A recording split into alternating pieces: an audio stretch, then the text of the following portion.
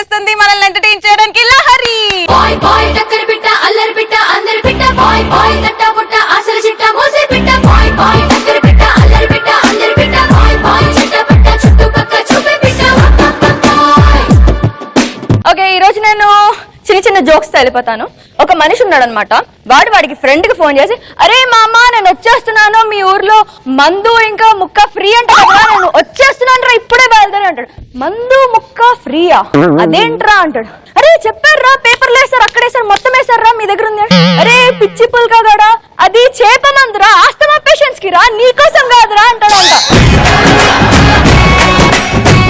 ఒక ఆవిడ బస్ ఎక్కిన తర్వాత కండక్టర్ కి చెప్తుంది, యాండి గుంటూరు వస్తే నాకు చెప్పండి అంటే. సరే అంటాడు. దాని తర్వాత మళ్ళీ కొంచెంసేపు అయిన తర్వాత, యాండి గుంటూరు వస్తే చెప్పండి అంటాడు. వాడికి విసుగొచ్చి, సరే అమ్మా చెప్తాను, నువ్వు ఇక్కడే కూర్చో, నేను వస్తే చెప్తాను కదా అంటాడు. ఆడు కండక్టర్ ఏదో పనిలో ఉంటాడు, బిజీగా ఉంటాడు, మర్చిపోతాడు. బేసిక్ గుంటూరు దాటిపోయింది. బేసిక్ గా కండక్టర్ డ్రైవర్ దగ్గరికి వెళ్ళి, అయ్యా చెప్పిందిరా, నేను మర్చిపోయాను, తిట్టేసుకుంటుందిరా, పద పద మనం గుంటూరు వెళ్ళి గుంటూరు దగ్గర ఆపుదాము, ఆవిడకి చెప్దాము అంటాడు. సరే కష్టపడి గుంటూరు వెళ్తారు.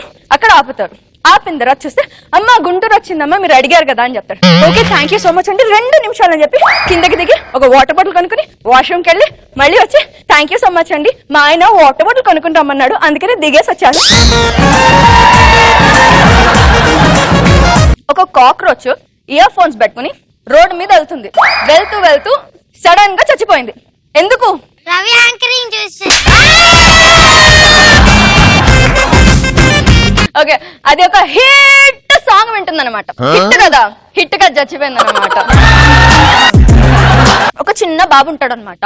వాడిని వాళ్ళ మమ్మీ స్కూల్లో డ్రాప్ చేస్తుంది.